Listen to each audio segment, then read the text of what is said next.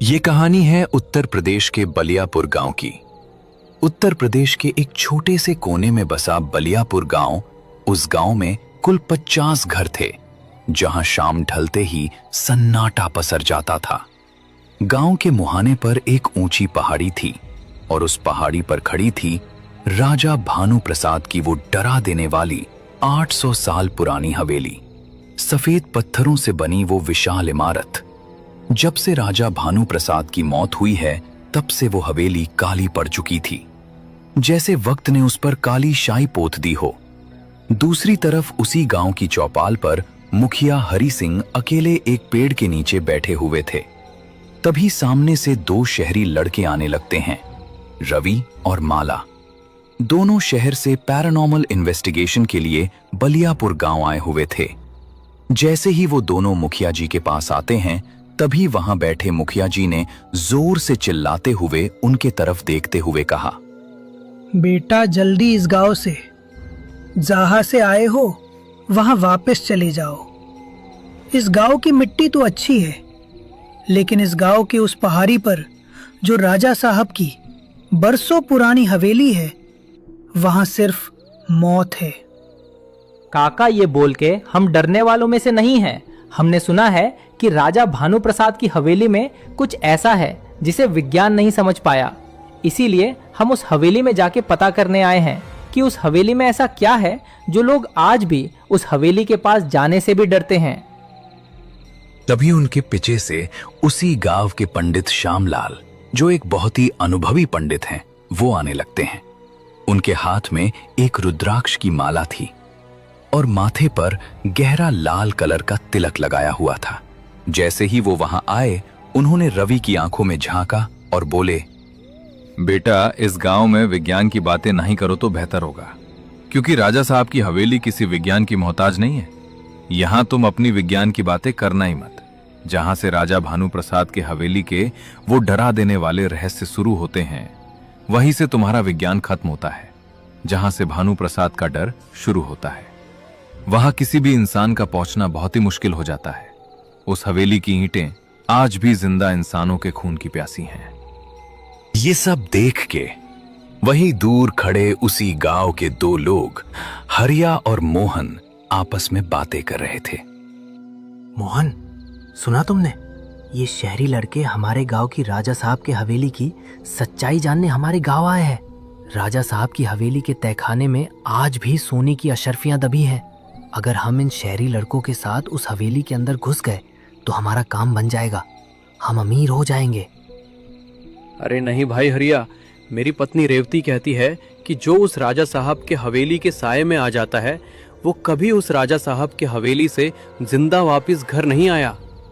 भाई हरिया, मुझे तो अपनी जान प्यारी है, ना कि वो हवेली का खजाना। अगर तुम्हें जाना है उन शहर वालों लड़कों के साथ तो तू जा सकता है, लेकिन मैं नहीं आने वाला तुम्हारे साथ उस मौत के हवेली में।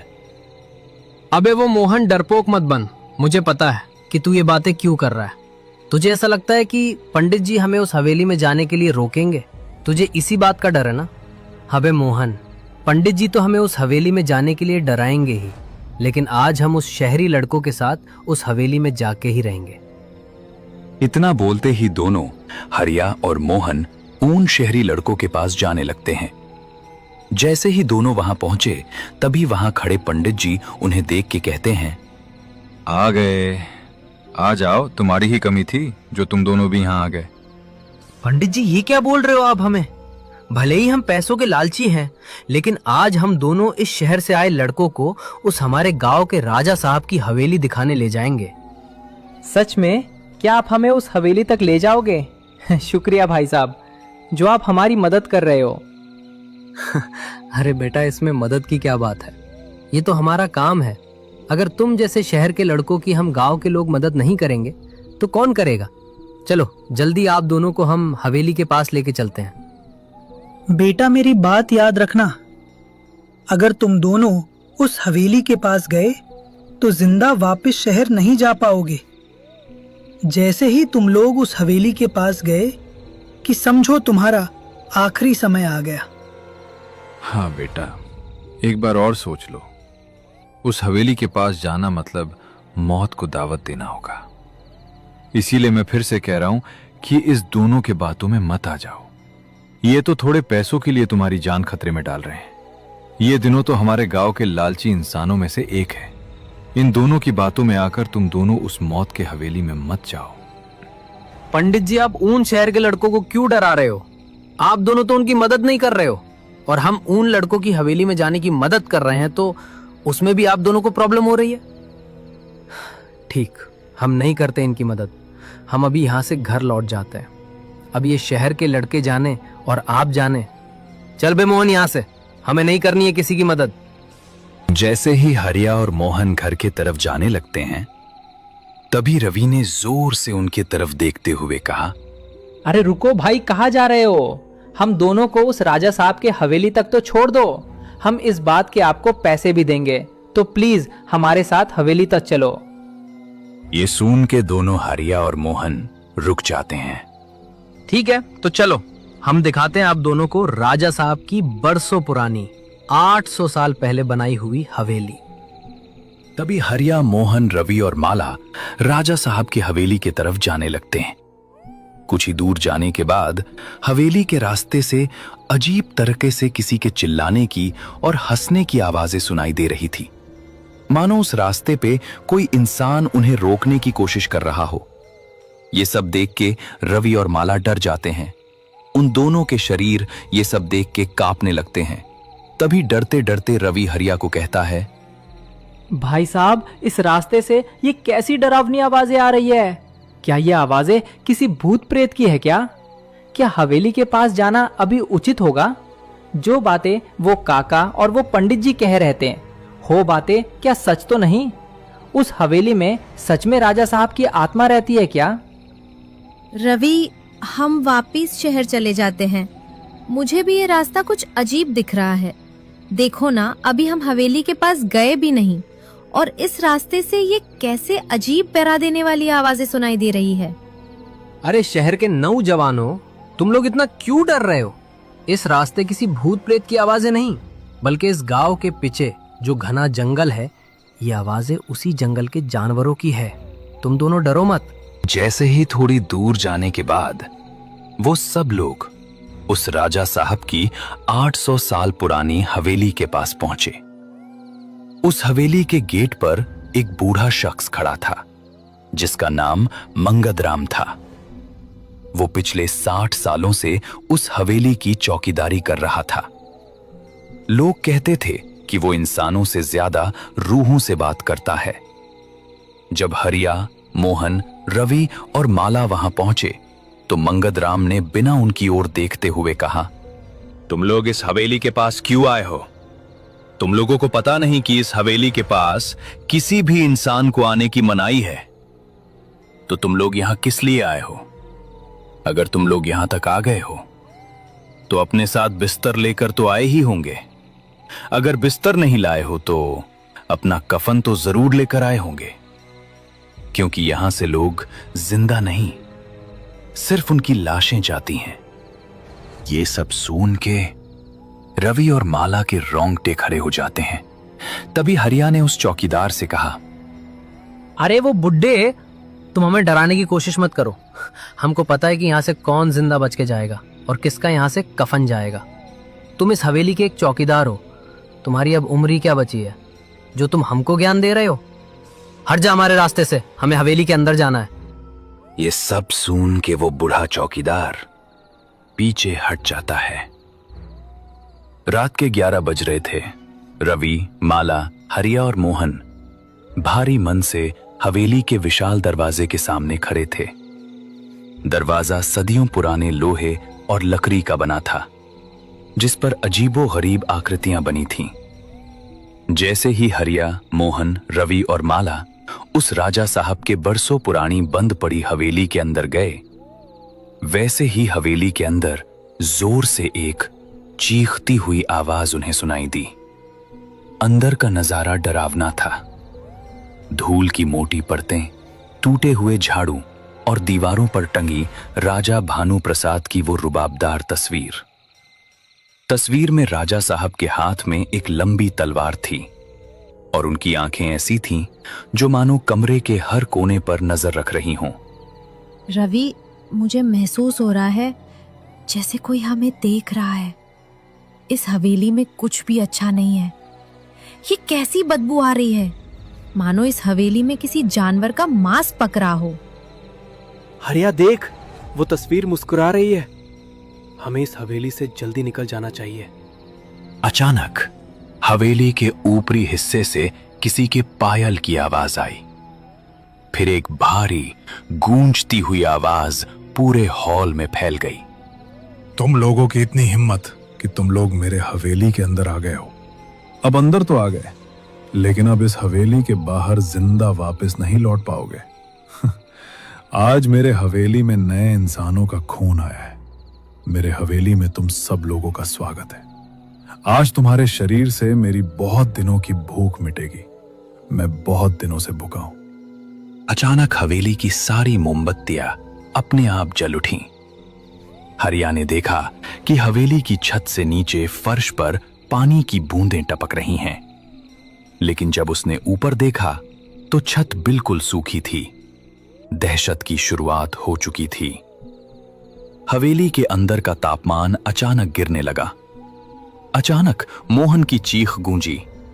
वो एक गलियारे की ओर इशारा कर रहा था, जहां एक काली परछाई रेंगती हुई जा रही थी। दूसरी तरफ गांव में रेवती का मन घबरा रहा था। उसने पंडित श्यामलाल का दरवाजा खटखटाया। पंडित जी, क्या आपने मोहन को देखा है? मोहन सुबह से घर नहीं लौटा। रेवती, मोहन और हरिया उस हमारे गांव की जो राजा साहब की पुरानी हवेली है, उस हवेली पर जो हमारे गांव में उस हवेली पे रिसर्च करने आए शहर के 2 लड़कों को लेकर उस हवेली की तरफ गए हैं। मैंने और मुखिया जी ने उनको रोकने की बहुत कोशिश की, लेकिन वो माने नहीं। पंडित जी, ये क्या बोल रहे हो आप? अगर मोहन उस हवेली पे गया है, इसका मतलब अनर्थ होना निश्चित है। मोहन उस मनहूस हवेली में गया ही क्यों? मुझे आज रात राजा साहब के रोने की आवाजें सुनाई दे रही हैं। पंडित जी ने अपनी झोली से एक तांबे का कलश निकाला। उसमें पवित्र गंगा जल था। ये सब लेकर दोनों उस राजा साहब के हवेली की तरफ जाने के लिए निकल पड़ते हैं। रेवती, आज की रात काल रात्रि है। राजा भानु प्रसाद की रूह को आज एक नए शरीर की तलाश है। हमें फौरन हवेली में जाना होगा। जब पंडित और रेवती उस हवेली के गेट के पास पहुंचे तो मंगतराम मुख्य द्वार पर किसी से बातें कर रहा था, जबकि वहां कोई नहीं था। हाँ हुजूर, आपके हवेली के अंदर आपको आज रात 4 लोगों के ताजा खून चखने मिलने वाले हैं। इससे आपकी बरसों पुरानी प्यास बस बुझने ही वाली है। हवेली के अंदर माला एक पुराने कमरे की ओर खिंची चली गई। वहां एक विशाल आईना लगा था। जैसे ही उसने आईने में देखा, उसे अपना चेहरा नहीं बल्कि एक सुंदर लेकिन उदास औरत का चेहरा दिखा। वो कोई और नहीं, वो इसी हवेली की रानी मृणालिनी थी। अचानक आईने से वहां राजा की पत्नी मृणालिनी बाहर आई। ये सब देख के माला जोर से चिल्लाई, रवि, मुझे बचाओ, ये मुझे मार डालेंगी, जल्दी इधर आ जाओ। माला की चिख सुन के रवि उस कमरे में आया। जैसे ही रवि उस कमरे में आया, वैसे ही रानी मृणालिनी वहां से हवा में गायब हो गई। माला, तुम डरो मत, अब मैं तुम्हारे पास हूँ। तुम क्यों चिल्लाई? इस कमरे में कोई था क्या? मुझे तो इस कमरे में कोई नहीं दिखाई दे रहा है। रवि ये सब बोल ही रहा था कि उतने में हरिया और मोहन वहां आ जाते हैं। बेटा, जल्दी इस हवेली से भागो। ये कोई हवेली नहीं, ये हवेली तो जिंदा कब्र है। इस हवेली में 2 लोगों की आत्मा घूमती रहती है, राजा की और रानी। उधर पंडित श्यामलाल और रेवती हवेली के अंदर दाखिल हुए। पंडित जी ने मंत्रों का उच्चारण शुरू किया, जिससे हवेली की दीवारें कांपने लगीं। वे दोनों उस कमरे की ओर बढ़े जहां हरिया, मोहन, रवि और माला डर के मारे बेशुद्ध पड़े थे और राजा भानु प्रसाद की आत्मा उन लोगों के शरीर के पीछे एक विशाल धुएं के साए की तरह खड़ी थी। राजा भानु प्रसाद, तूने जीते जी अपनी प्रजा को बहुत सताया है और अब मरने के बाद भी तू इस गांव के लोगों को चैन से नहीं जीने दे रहा है। जिस रानी को तूने बेवफा समझकर मार दिया, वही आज तेरी बर्बादी का कारण बनेगी। पंडित श्यामलाल, तू मुझे नहीं रोक पाएगा। मैंने 100 साल इंतजार किया है इस रात का। आज इस सभी जवान लोगों की बलि और इस शहर के लड़के का शरीर मुझे फिर से जीवित कर देगा। पंडित जी ने रेवती के हाथों में एक पुराना हार दिया और उसे कहा, रेवती, ये रानी मृणालिनी का वो हार है जो राजा ने उसे शादी पर गिफ्ट दिया था। इसे उस हवन कुंड में डालो, वही राजा की शक्ति का स्रोत है। पंडित जी की ये बात सुन के जैसे ही रेवती उस हवन कुंड की तरफ आगे बढ़ी, राजा की रूह ने एक भयानक गर्जना की। वहां की सभी चीजें हवा में उड़ने लगी, लेकिन तभी अचानक हवा में उड़ती हुई रानी मृणाली की आत्मा वहां आ गई।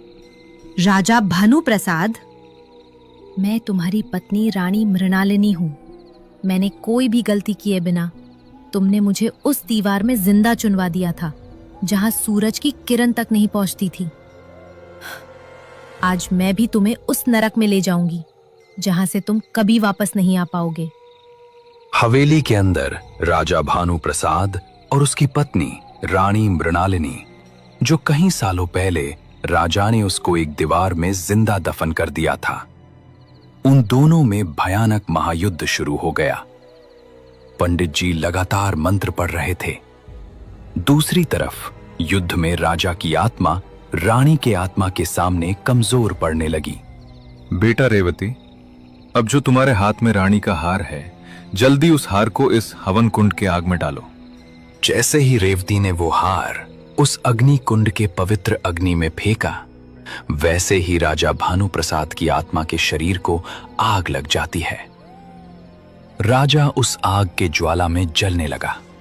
उसकी चीखें इतनी भयानक थीं कि बलियापुर के कुत्तों के रोने की आवाजें थम गईं। पंडित श्यामलाल और बालियापुर के लोगों, मैं खत्म नहीं हो सकता। मैं राजा हूं। इस मेरे हवेली से मुझे कोई नहीं निकाल सकता, समझ गए तुम लोग? मैं फिर से लौट के आऊंगा। तू राजा नहीं, एक भटकता हुआ साया है। जल्दी इस हवेली को छोड़ के चला जा और इस हवन कुंड के आग से राख बन जा।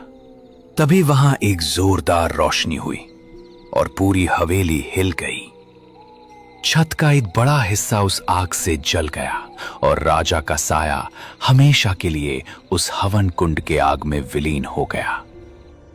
जैसे ही राजा भानु प्रसाद उस आग में खत्म हो गया, ये देख के रानी मृणालिनी को बहुत खुशी हुई, जैसे उसके आत्मा को बरसों पहले की शांति मिल गई हो। तभी अचानक रानी मृणालिनी की आत्मा भी हवा में विलीन हो गई। रेवती, आज तू ना होती तो आज मेरा क्या होता?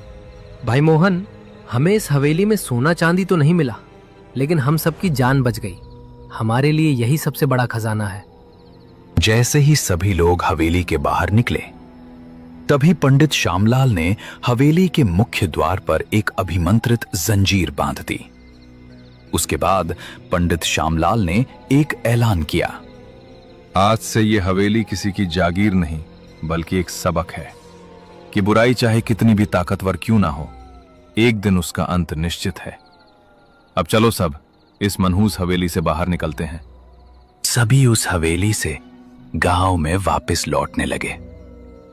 हवेली के गेट पे जो मंगत राम चौकीदार था, वो अब गायब हो चुका था। कुछ लोग कहते हैं कि वो आज भी पहाड़ियों में भटकता है। रवि और माला शहर वापस जाने लगते हैं, लेकिन जाते जाते रवि ने जब पीछे मुड़कर देखा तो उसे उस हवेली की एक धुंधली सी आकृति हाथ हिलाती हुई दिखी। शायद वो रानी मृणालिनी थी जो अब आजाद थी। बलियापुर गांव में अब शांति थी, पर राजा साहब की हवेली की कहानी आज भी वहां की हवाओं में सुनाई देती है। कैसी लगी दोस्तों ये कहानी? अगर अच्छी लगी हो तो प्लीज इस चैनल को सब्सक्राइब कर लेना और इस वीडियो को लाइक और शेयर जरूर करना, ताकि इसी तरह की हॉरर स्टोरी मैं आपके लिए इस चैनल पे लाता रहूंगा। धन्यवाद दोस्तों। To be continue for Bhutiya Toon Wala YouTube channel.